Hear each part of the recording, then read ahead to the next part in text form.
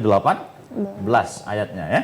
Gitu. Dan apa yang Allah ungkap ketika membuka kisah ini, ketika membuka hikayat cerita yang sangat luar biasa ini.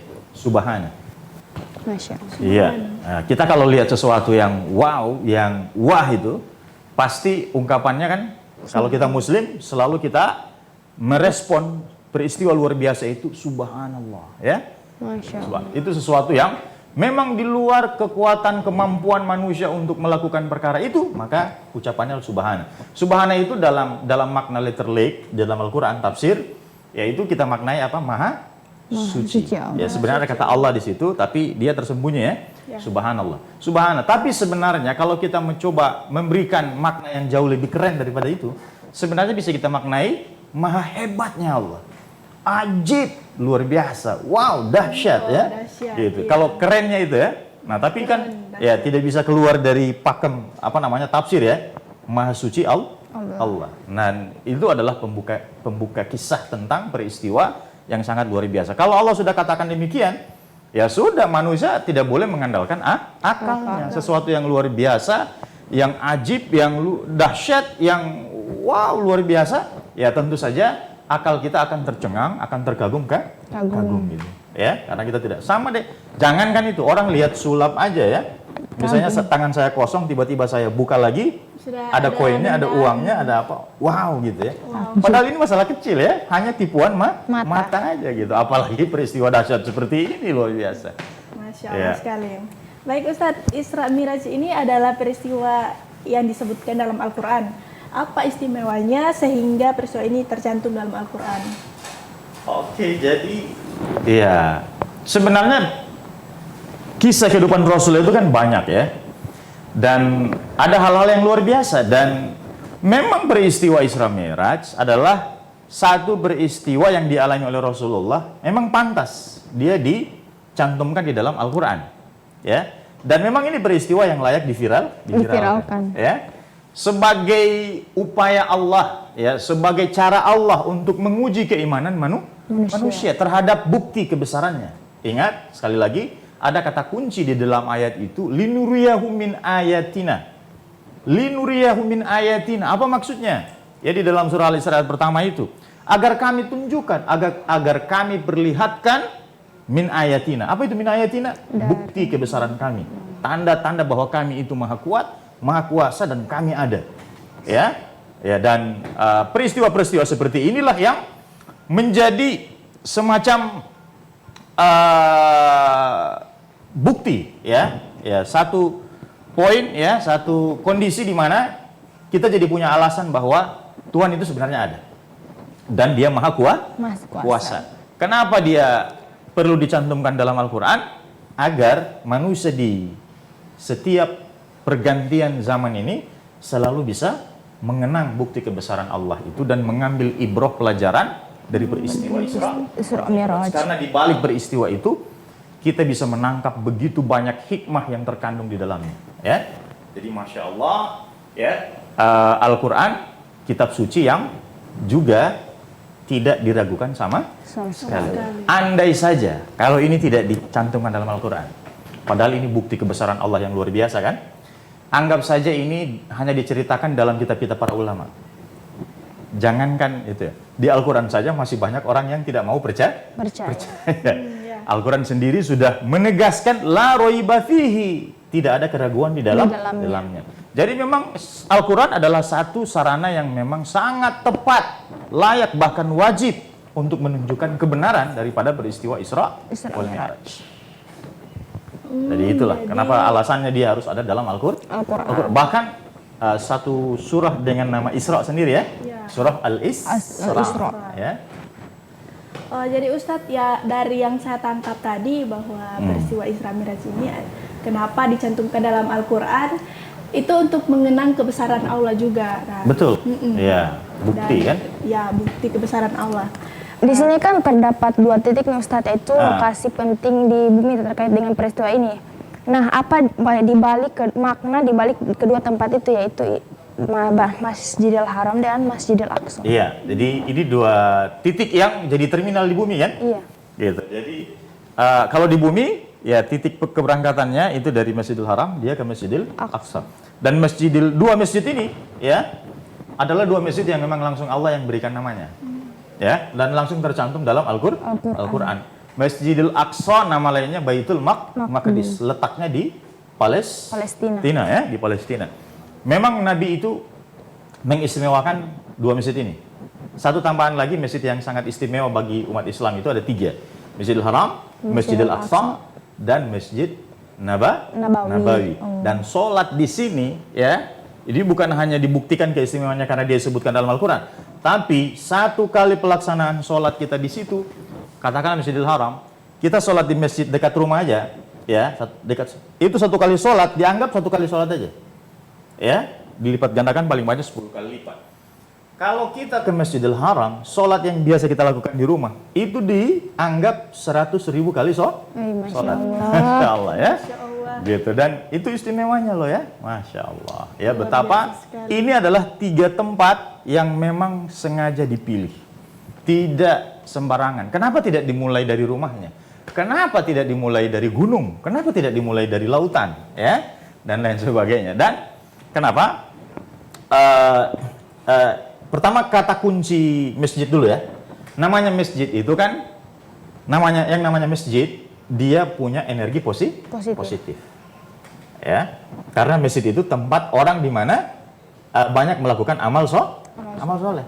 Jadi aura positifnya bagus dan ini sangat memberikan dukungan yang cukup luar biasa bagi proses perjalanan Rasulullah yang tidak biasa itu. Ya, jadi karena Rasulullah membutuhkan satu dimensi yang akan mendukung keadaan yang luar biasa itu, maka dia harus mencari tempat yang baik, yang bisa memberikan dukungan terhadap hal-hal yang sifatnya metafisik. Apa itu metafisik? Hal-hal yang berhubungan dengan aspek-aspek yang tidak berhubungan dengan fisik kita ya, seperti ruh gitu ya. Ya, karena ruh ini juga membutuhkan satu wadah yang cukup kondisif bagi dia untuk melakukan satu peristiwa yang luar biasa, maka dibutuhkan tempat yang juga bersih, yang punya energi positif ya. Karena kalau tidak ada wadah seperti itu akan kesulitan ya Rasulullah untuk melakukan proses yang sangat dahsyat seperti itu. Jadi ini kenapa dipilih dan kenapa Masjidil Aqsa katakanlah ya. Ternyata Masjidil Aqsa itu menurut Imam An-Nawawi Al-Bantani dia satu titik di bumi yang punya garis lurus dengan pintu langit. Pintu langit, Masya Allah. Jadi, ya langit yang dimaksud ini tentu langit pada alam malakut ya. Gitu. Dan Masjidil Aqsa atau Baitul Maqdis ya, itu memang sengaja dipilih. Di sanalah Buraq itu bisa langsung menuju ke pintu langit. Dan luar biasa juga alasan lainnya adalah di sekitar Baitul Maqdis atau Baitul Maqdis, Masjidil Aqsa itu adalah masjid yang dipenuhi dengan banyak sejarah kenabian. Nabi-nabi Bani Israel itu beribadahnya di situ. Ya. Itu walaupun kalangan Yahudi itu menyebutnya sinagog, tempat beribadahnya orang Yahudi. Tapi bagi kita umat Islam itu tempat menyembah Allah yang kita sebut dengan masjid. Sajada yasjudu masjid. Ya, tempat bersujud. Dan Nabi ketika melakukan perjalanan Isra Mi'raj ya juga melakukan sholat di situ. Ya, mengimami sholat, di belakangnya ada malaikat Jibril, di belakangnya ada bapaknya para nabi, Nabi Ibrahim, ada Nabi Adam, semua nabi ada di belakang Rasulullah. Dan ini menyimbolkan apa? Bahwa nabi itu pangkatnya tinggi, lebih tinggi dari malaikat, lebih tinggi dari semua nabi. Dipilihlah masjid untuk melaksanakan sholat itu di Masjidil Aqsa. Jadi alasannya banyak. Kenapa ada 2 masjid yang disebutkan di situ? Luar biasa ya. Kita bisa melihat sejarah kenabian yang begitu dahsyat di Masjidil Aqsa. Dan ini adalah tempat yang sangat diagungkan, dimuliakan, bahkan top 3 ya. Top 3 itu 3 puncak masjid yang Nabi katakan ya, tidak boleh kamu bersusah payah ke tempat manapun kecuali di 3 tempat ini. Ya, bersusah payah itu maksudnya melakukan safar, perjalanan jauh. Kalau kita mau wisata, inilah wisata terbaik. Ya, jadi kalau punya uang, sebaiknya Jangan sampai hanya berwisata ke Eropa, ke Amerika, ke Australia, Singapura, Apalagi Korea. tapi tidak bersusah payah untuk mengunjungi Masjidil Haram, Masjidil Aqsa dan Masjid Nabawi. Kita berdoa mudah-mudahan bisa ke sana. Amin. Ya semua sobat milenial juga. Karena Nabi yang menganjurkan ini. Ya. Itu alasan kenapa dipilihnya dua masjid. Dua masjid itu ya. Ya, jadi ada alasan yang memang cukup apa namanya ya, metafisik ya. Tadi yang hanya bisa dijangkau oleh akal ya, dan ya hanya orang-orang tertentu yang bisa merasakan dimensi itu. Ya, karena ini perjalanan di luar dimensi.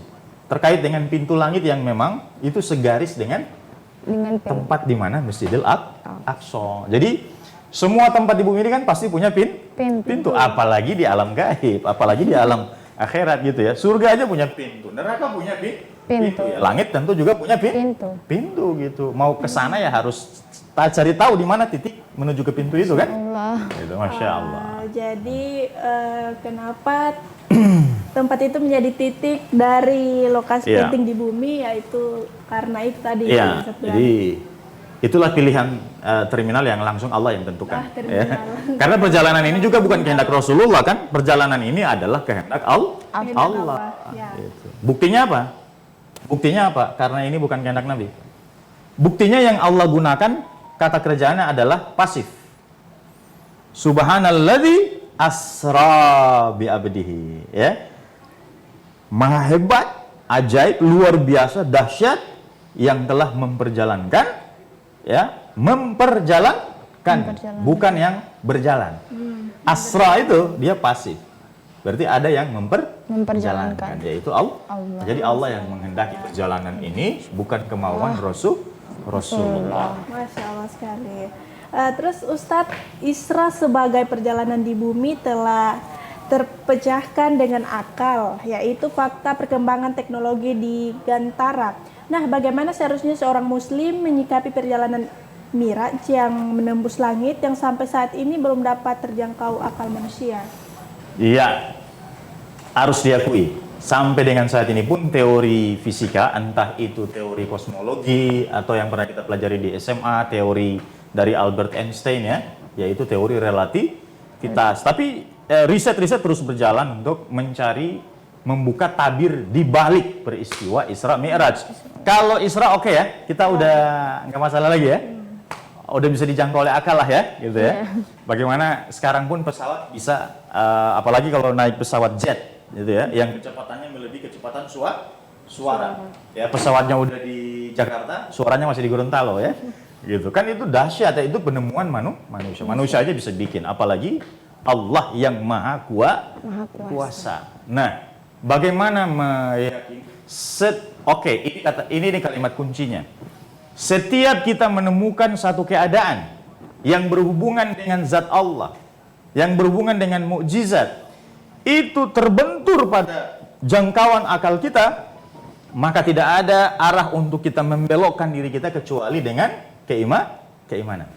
Keimanan. Nah, jadi kalau tidak terjangkau akal, maka pendekatannya adalah iman. Ya. Kecuali orang nggak punya iman, pasti dia nggak akan pernah terima. Sampai mati pun dia tidak akan terima. Jadi itu dulu ya penjelasan saya terkait dengan keajaiban beristiwa Isra wal Mi'raj yang besok kita akan dengar lebih lengkap kisahnya lewat kisah bahasa Gorontalo ya, yang sering kita dengar di masjid-masjid. Ya. Baik Ustadz. Terus bagaimana gambaran sikap para sahabat menanggapi cerita Rasulullah ketika kembali dari perjalanan Isra Mi'raj? Yang kita tahu di kalangan para sahabat banyak yang keimanannya mereka tidak persis sama pada saat itu. Oke, jadi apa yang dipermasalahkan di situ?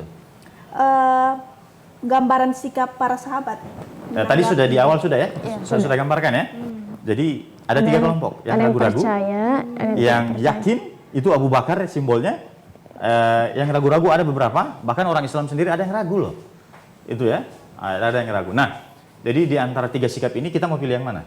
Yang yakin. Yang yakin. Berarti ini orang yang punya iman ya, gitu. Yakin aja. Iman. Jadi kita ya selevel dengan Abu Bakar lah dalam menyikapi peristiwa Isra Mi'raj. Tapi Ustadz, kalau misalnya kita mengkaji sesuai dengan logika kita, apakah bagaimana pandangan Islam itu? Apakah termasuk kafir atau gimana kesannya bagaimana?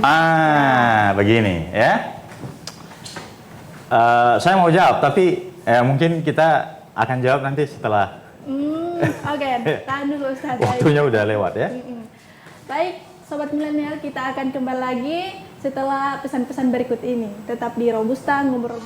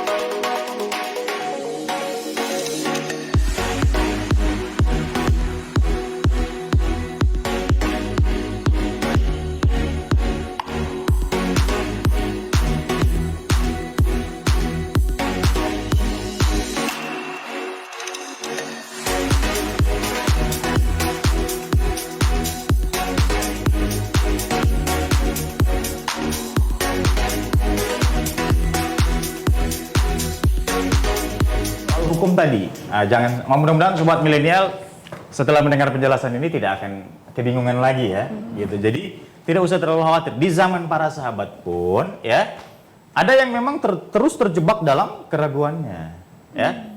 Jadi faktanya memang tidak ada dalil untuk mewajibkan kita untuk percaya atau jadi tidak. Tidak wajib, percaya atau tidak. Ya, tapi kan para ulama kita harusnya jadi rujukan. Iya. Misalnya contoh, para ulama sepakat bahwa yang mengatakan Rasulullah itu mengalami peristiwa ini, itu hanya dalam mimpi. Ini kan kata orang-orang Yahudi aja. Sebagai ini jangan juga kita ikuti bahwa Rasulullah itu sedang bermimpi. Menceritakan mimpinya, tidak. Nabi itu sedang bercerita tentang peristiwa yang dia alami. Kalau kita tidak mampu jangkau, ya tidak wajib bagi kita untuk terus memikirkan, ya. Kalau kita tidak diwajibkan oleh Rasul untuk percaya atau tidak, ya gitu. Dan ada bagian yang memang wajib kita percayai. Ada bagian yang itu diserahkan kepada kita sesuai kemampuan kita. Ya, misalnya orang yang akalnya sangat terbatas, kemudian kok mau dipaksa bagaimana perjalanan ke langit ke-7 bisa semalam? Ya sudah, di kemampuannya sudahlah, imannya aja lah gitu ya. Jadi sesuai batas kemampuan. Ya, sebatas kemampuan kita. Jadi Walau demikian memang ya para pakar kita, para ulama kita terus melakukan banyak riset dan kajian-kajian ya.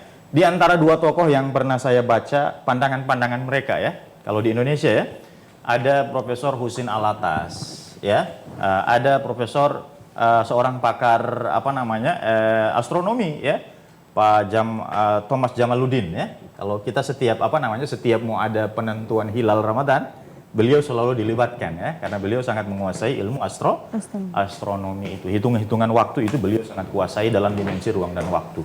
Nah, ternyata berdasarkan penjelasan-penjelasan yang ada yang ini layak bagi saya secara pribadi layak kita jadikan sebagai rujukan ilmiah kita ya. Bahwa perjalanan Rasulullah itu ya, pertama, para ulama memberikan dalil untuk membantah pernyataan orang-orang Yahudi yang mengatakan Nabi itu hanya mimpi saja. Ada yang mengatakan dia hanya berjalan dengan ruhnya saja, fisiknya tetap di bumi. Ya, ternyata para ulama membantah itu dengan dalil juga. Misalnya kata asra bi abdihi, kan nggak ada kata bi abdihi. Apa itu kata abdun? Hamba.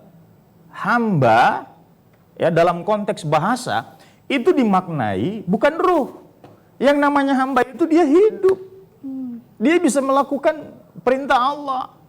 Dia bergerak. Yang namanya hamba itu dia lengkap dimensinya. Ada ruh, ada fisik. Terbantahlah bahwa orang mengatakan Nabi hanya berjalan dengan ruh. Kalau hanya dengan ruh bukan abdihi namanya. Ya, cuma persoalan di situ lagi tidak tertulis nama Muhammad. Ya. Ya, jadi mereka punya banyak celah untuk membantah peristiwa ini. Inilah strategi orang-orang Yahudi ya, orang-orang kafir untuk terus melemahkan keyakinan umat Islam. Gitu. Jadi kita punya rujukan ulama kita sendiri ya. Dan berdasarkan dua tokoh tadi ya, mereka punya pandangan misalnya soal dimensi ruang dan waktu yang digambarkan. Contoh, Nabi itu kalau dia diceritakan bahwa dia melakukan perjalanan seperti kita melakukan perjalanan dari Gorontalo ke Jakarta, seperti yang kita alami. Nah, itu sebenarnya tidak. Ya, dalam kajian-kajian, dalam teori-teori fisika memang masih bisa dibenarkan juga. Ada perjalanan yang tidak biasa. Dalam kondisi tertentu mereka keluar kondisi perjalanan itu boleh jadi keluar dari dimensi ruang dan waktu. Kita ini kan hidup di alam dimensi 3 dimensi kan? Gitu. Dan di luar daripada dimensi ini, nah ada semacam yang disebut oleh para pakar sebagai wormhole. Lubang cacing ya, wormhole. Di mana itulah dimensi tambahan, dimensi di luar yang sering kita alami ini. Nah, itu yang menjadikan Rasulullah kenapa begitu cepat menempuh perjalanan itu. Bahkan alam khayali kita di film-film, kita sering dipertontonkan dengan film Lorong Waktu ya. Pernah nonton ya anak-anak ya? Ini kan baru alam khayali kita yang sebenarnya juga terinspirasi dari teori-teori fisika. Jadi memang ada ruang tambahan di luar ruang waktu yang dialami oleh manusia. Inilah yang sementara menjadi hipotesa para pakar fisika. Menduga bahwa Nabi keluar dari dimensi ruang dan waktu bersama fisik dan ruhnya. Yang menemani Rasulullah siapa? Yaitu makhluk Allah yang diciptakan dari cahaya juga. Ya. Karena yang bisa mengeksekusi perjalanan itu atas perintah Allah Subhanahu wa taala ya hanya makhluk yang diciptakan Allah dimensinya lebih tinggi daripada dimensi yang akan diperjalankan. Kita contoh misalnya semut yang ada di meja ini ya, kita pindahkan ke meja seberang, itu tidak mungkin bisa dipindahkan oleh semut juga yang berada pada ukuran yang sama. Ya, logikanya gitu. Maka Allah perintahkan satu makhluknya yang berada dimensi yang lebih tinggi dari fisik Rasulullah, yaitu malaikat Jibril ditemani oleh malaikat Mikail. Nah, sehingga hanya kita yang lebih tinggi dari fisiknya yang jauh lebih besar dari semut yang bisa memindahkan semut ini dari meja ini ke meja sana. Bahkan kita bisa pindahkan semut yang tidak mungkin ke Jakarta, kita bisa bawa dia dalam sehari ke Jakarta. Tapi kalau semut perjalanannya sendiri ke Jakarta, tidak mungkin dia akan tempuh 1 hari. Dia butuh orang lain yang lebih kuat dari dia. Bisa dipahami ya kan? Bisa, Pak. Nah, jadi secara logika pun sebenarnya bisa, hanya tabirnya masih tertutup. Semuanya masih berbasis teori saja. Contoh misalnya soal dimensi tadi dijelaskan oleh seorang profesor ya. Kita mungkin melihat dimensi yang diilustrasikan dengan huruf U. Ya, katakanlah Nabi Muhammad itu ada pada landasan pada U yang satu. Untuk menuju ke seberang dimensi di huruf U itu, dia harus mengitari perjalanan yang jauh, harus turun ke bawah dan naik Naik ke lagi. atas. Seperti tadi kan teorinya kan? Nah, padahal ini ada satu garis. Maka yang bisa memindahkan orang yang ada pada dimensi ini ke dimensi sebelahnya, itu hanya orang yang lebih tinggi dimensinya. Dipindahkanlah dia ke situ. Dia tidak harus melewati garis pada dimensi ruang dan waktu. Tapi dia keluar dari ruang Dan waktu ya. Gitu. Jadi ya orang fisika lebih paham kayaknya ya. Gitu. Ini, Ustadz, apa alasan yang melatar belakangi sehingga Allah menghendaki perjalanan tersebut? Sedangkan kita ketahui pada saat itu banyak orang yang belum sangat mempercayai Islam itu. Oke ya, jadi betul sekali ya. Kenapa kok Allah pilih waktu justru ketika banyak orang yang masih memusuhi Islam. Ya. Oke, jadi begini. Allah sebenarnya tidak peduli ya dengan siapapun yang mau percaya Islam atau tidak. Yang jelas yang namanya Al-Qur'an ini pun Al-Qur'an ini saja pertama kali dia disampaikan kepada orang yang tidak memeluk Islam. Misalnya istri Nabi sendiri, Khadijah, sebelum Nabi diangkat sebagai Rasul kan belum Islam. Ya, walaupun memang mereka meyakini agamanya Nabi Ibrahim. Tapi kan Al-Quran ini turun kepada orang-orang yang belum dibekali dengan pengetahuan tauhid yang memang ada di dalam Al-Quran sebelumnya. Maka ini sesuatu yang sebenarnya cukup wajar saja, tidak ada masalah. Walaupun di tengah-tengah kaum kafir Quraisy itu banyak orang yang menentang Islam, tidak percaya dengan agama yang dibawa oleh Rasulullah. Bukan itu sebenarnya latar belakangnya, ya. Tapi yang melatari ini pertama para ulama menggambarkan kondisi pada saat itu Rasulullah sedang mengalami peristiwa-peristiwa yang sangat membuat dia menderita. Yang kalau kita mengalami itu, naudzubillah min dzalik ya Allah. Kita kalau baca sirah nabawiyah ya, Rasulullah itu di awal-awal dia mengabarkan Islam, dia dapat caci maki. Mungkin oke lah, kita masih bisa tahan dengan caci makian ya dari orang kafir Quraisy. Rasulullah setelah itu dapat lemparan-lemparan kotoran. Ya. Rasulullah bahkan sampai mendapat pukulan fisik, dipukul dengan busur panah kalau nggak salah oleh Abu Jahal ya, sampai luka berdarah. Rasulullah pernah dapat timpukan batu di kepala. Bayangkan ini, ya. Rasulullah pernah dapat tuduhan yang paling menghinakan, dituduh sebagai orang gila. La ilaha illallah. Yang paling berat itu Rasulullah mengalami pemboikotan berbulan-bulan. Tidak bisa dapat pasok makanan, tidak bisa berjual beli, tidak bisa menikah dengan orang-orang di Mekah. Dan itu sangat menyedihkan, bahkan para sahabat menderita kelaparan berhari-hari, ya. Setelah itu, kalau kita yang mengalami itu mungkin kita putus asa ya. Sudah tidak mau berdakwah, ya, terlalu susah, ya. Tapi Allah memilih hambanya yang Dia kasihi. Nabi, sesungguhnya Allah sedang mendidik Rasulullah sebenarnya ya, sedang membimbing Rasulullah. Setelah itu orang yang paling dia sayangi, istrinya meninggal dunia. Begitu Khadijah. besar cobaannya dan Belum berhenti sampai di situ, pamannya yang sering kali yang menjadi pelindung dia dari ancaman orang-orang kafir Quraisy karena pamannya tokoh kan, jadi masih bisa menjadi pelindung Rasulullah lah pada saat itu ya, untuk menghalau kekerasan yang digencarkan oleh orang-orang kafir Quraisy. Meninggal dunia. Istrinya tempat dia curhat udah nggak ada, pamannya tempat mengadu juga sudah meninggal. Jadi udah jatuh, tertimpa tangga 2 kali. Betapa sedihnya Rasulullah, la ilaha illallah. Nah, inilah yang melatar belakangi sehingga Allah menganggap ya sudah, ini saat yang tepat bagiku untuk memberikan entertain, hiburan. Masya Allah. Ya, kita kalau mau jalan-jalan ke tempat yang indah itu namanya refreshing, melupakan masa Allah gitu. Dan ini peristiwa terjadi pada tahun yang disebut dengan Amul Huzni. Ini yang melatari kesedihan Rasulullah dihapus oleh Allah dengan adanya pelipur lara yaitu ada teman yang sangat hebat, luar biasa. Dia ditemani dalam keadaan sedih itu oleh dua malaikat yang sangat luar biasa, yaitu malaikat Jibril, malaikat Mikael yang jadi teman perjalanan wisatanya. Jadi perjalanan wisata sebenarnya.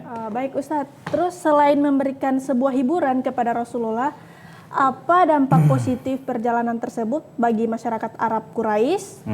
Apakah pengaruhnya secara teologis, sosial, atau bahkan ada dampak politis? Ya, jadi memang pengaruhnya secara teologis memang cukup berisiko ya. Karena di tengah-tengah orang baru menerima Islam, tiba-tiba diperdengarkan dengan cerita yang tidak terjangkau oleh akal, resikonya mereka bisa meninggalkan Islam kan? Dan itu juga resiko yang memang dialami pada saat itu ya. Dan apa dampak berikutnya setelah itu?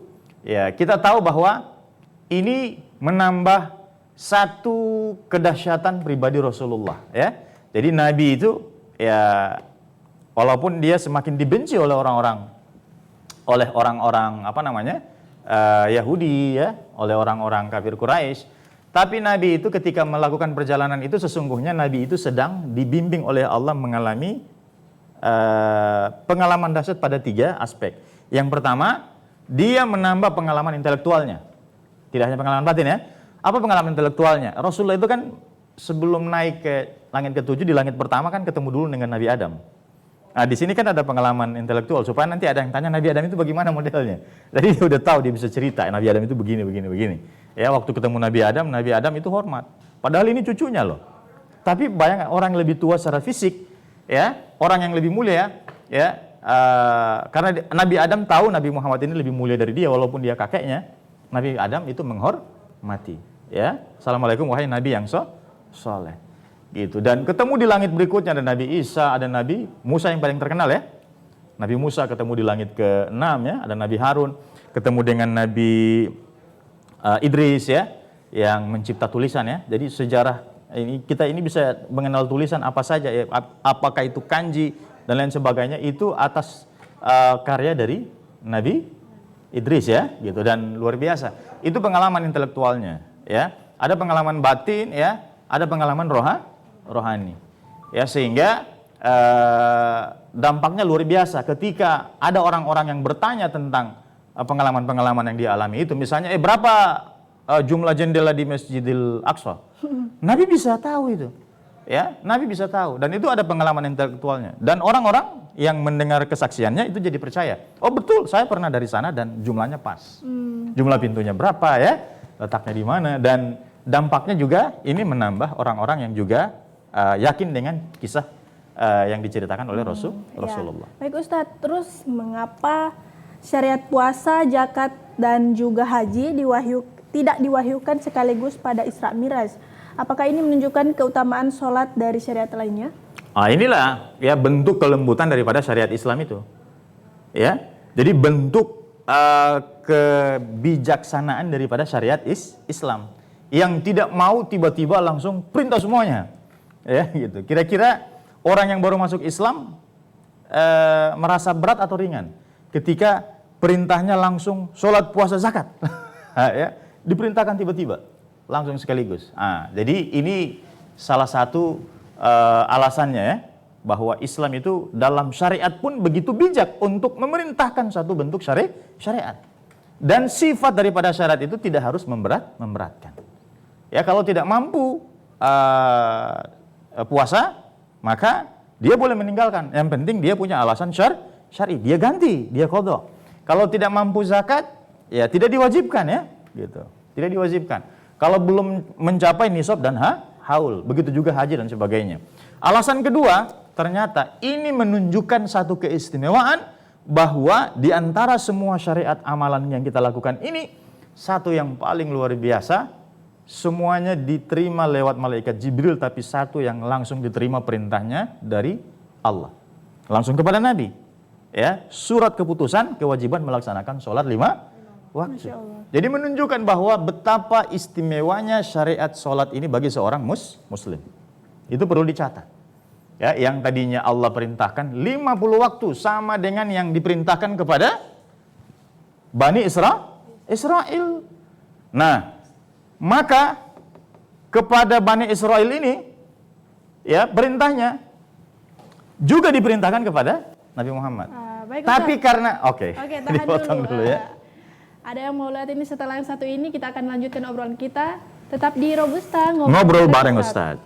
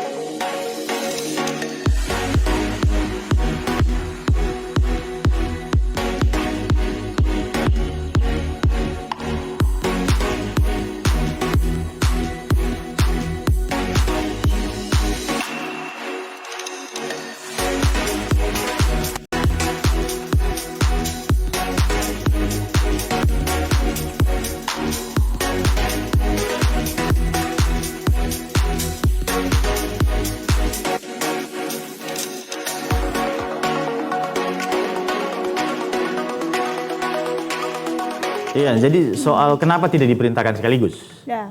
syariat-syariat yang lain gitu ya. Katakanlah saja yang wajib-wajib. Jadi ini satu bentuk kebijaksanaan dalam syariat kita ya, bahwa agama ini tidak akan memberatkan umatnya. Jadi syariat yang pertama diwajibkan ya setelah seseorang menjadi muslim yaitu sholat. Ini kan. Dan setelah itu ketika setelah peristiwa hijrah ya barulah diperintahkan untuk melakukan puasa. Kemudian zakat. Itu kan belakangan ya datangnya syariat itu. Jadi sebelum peristiwa Isra Mi'raj Nabi sholat atau tidak?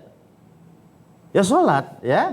Sudah ada ya perintah sholat itu kumil laila. Ada di dalam salah satu surat di juz 30 itu ya. Ketika Rasulullah itu dikisahkan dalam surat tersebut ya, Al-Mudaththir kalau nggak salah ya, itu bangun ya untuk melaksanakan sholat. Namanya qiyamul lail, kumil laila ya. Jadi yang dilaksanakan oleh Rasulullah sholatnya adalah yang biasa sepertiga malam itu. Itu yang juga dianjurkan oleh Rasulullah kepada para sahabat. Oke, Ustaz. Nanti setelah peristiwa Isra Mi'raj barulah syariat itu berubah. Yang tadinya diperintahkan 50 tadi diprovokasilah oleh Nabi Musa. Ini pernah diperintahkan kepada umatku Bani Israel, tapi mereka tidak ada yang mampu. Mungkin ada negosiasi juga. Iya, kalau boleh tawarlah gitu. Sampai dapat lima waktu. Ya. Dan 5 waktu inilah kalau kita kerjakan nilainya sama dengan 50 waktu. Masya Allah ya. Jadi ini sholat juga tidak hanya sekedar identitas kita, dia menjadi satu tanda cahaya yang akan muncul di hari kiamat. Jadi yang tidak sholat tidak akan ada tanda dia muslim, ya. Dan masya Allahnya lagi, ini sholat yang kita kerjakan, dia adalah sarana mi'raj orang mukmin kepada Allah. Subhanahu wa ta'ala. Jadi kita juga bisa mi'raj. Masya Allah sekali Ustadz. Dengan cara apa? Sholat. Sholat. Jadi mi'rajur ruh, mi'rajnya ruh orang beriman itu adalah dengan sholat. Tapi kenapa tidak terasa kita itu naik ke langit, Ustaz, ya?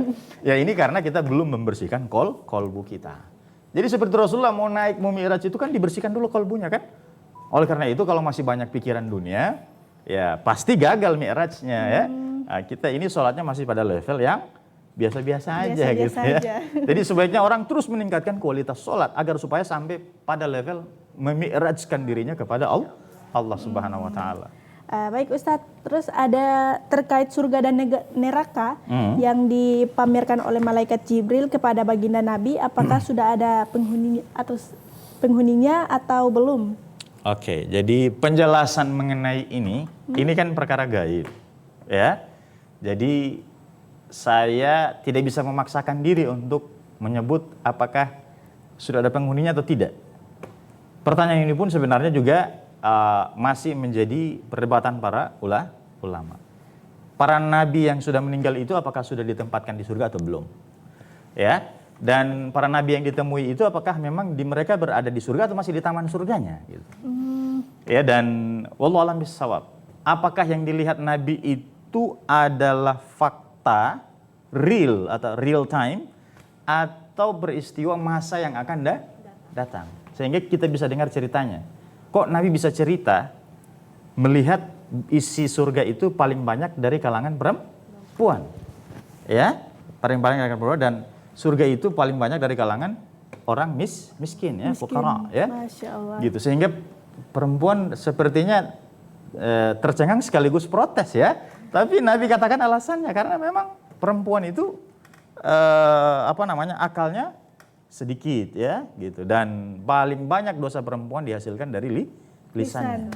Ya, agamanya kurang itu contoh misalnya dalam 1 bulan mungkin perempuan tidak akan seperti laki-laki bisa terus berjamaah, tapi perempuan bisa terhalangi oleh uzur, misalnya dia tidak bisa melakukan banyak amal soleh ya. Tapi dengan dia menahan dirinya tidak sholat itu sudah amal soleh sebenarnya kalau dia lagi halangan gitu. Tapi kan tidak seperti orang yang melaksanakan ibadah tanpa uzur kan gitu, dan masih banyak lagi sebenarnya alasannya.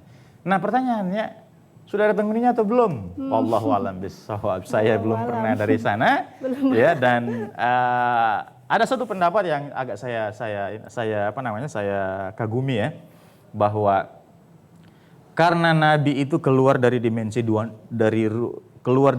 ruang dan waktu, maka yang dilihat oleh Rasulullah bisa jadi, ini baru teori juga ya, gitu. Bisa jadi itu adalah peristiwa futuristik, peristiwa masa lalu yang Allah letakkan ya, Allah geser pada dimensi waktu real gitu ya.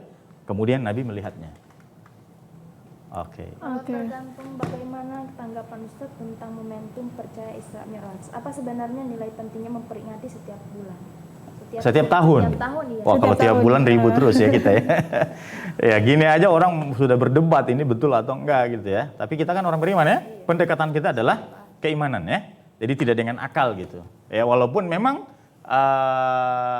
secara ilmiah pun ya ini bisa diintegrasikan dengan iman ya. Jadi sebenarnya setiap perkembangan yang diteliti, diriset terkait dengan peristiwa ini, yang itu faktanya mulai terkuak, ini bisa diintegrasikan dalam aspek iman kita dan akidah kita.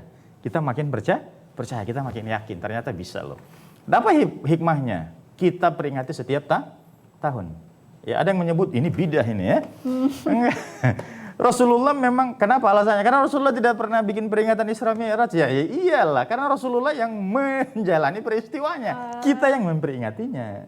Dalam rangka apa ya? Untuk mengambil ibrahnya, untuk mengambil keutamaannya, untuk menambah keyakinan kita akan bukti-bukti kebesaran Allah. Linuriyahu min ayatina. Ya, bahwa di balik itu ada banyak keutamaan yang bisa kita baca. Jangankan tidak diperingati. Diperingati saja banyak orang yang malas dengar ceramah di masjid. Ya apalagi tidak diperingati seperti ini ya. Buku aja berjejalan di perpustakaan, ya berjejalan di toko-toko buku, malas yang beli. Dan kita hanya memanfaatkan momentumnya saja sebagai sarana untuk menyebarkan syiar Islam. Karena ini adalah suatu peristiwa yang juga bisa jadi sarana untuk memperkuat syiar Islam. Supaya orang makin tahu, oh dahsyat sekali peristiwa ini. Tidak ada di agama lain, tidak pernah dialami oleh nabi lain. Hanya nabi kita yang mengalami. Masya Allah. Masya Allah sekali Ustadz. Baik, terkait pembahasan Isra Miraj, mungkin sekaligus dengan closing statement kita pada sore hari ini, mungkin ada pesan-pesan yang akan disampaikan kepada sobat milenial yang ada di rumah, Ustadz. Ya paling tidak saya bisa menyimpulkan ya bahwa perjalanan panjang debat ilmiah, ya, debat imaniah terkait dengan persoalan Isra wal Mi'raj ini harus kita sikapi dengan bijak. Ya, sebagai Muslim, sebagai mukmin, kita dituntut untuk melakukan pendekatan iman. Ini yang pertama. Yang kedua, tadi sempat kita bahas di pertengahan bahasan ini bahwa apakah kita wajib?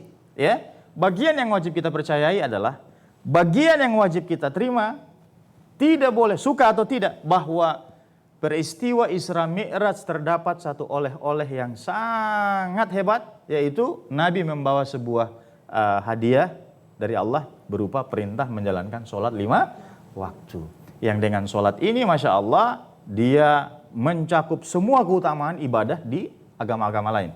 Mencakup semua keutamaan yang pernah disyariatkan pada nabi-nabi terdahulu. Ya. Dan inilah bagian paling wajib yang harus diyakini, suka atau tidak, bagian tentang perintah sholat yang diterima oleh Rasulullah langsung dari Allah Subhanahu wa Ta'ala. Yang lain, apakah Nabi melihat surga dan neraka seperti yang tanyakan tadi? Apakah Nabi kenapa badannya tidak hancur ketika menembus dimensi-dimensi yang menembus langit itu? Ya.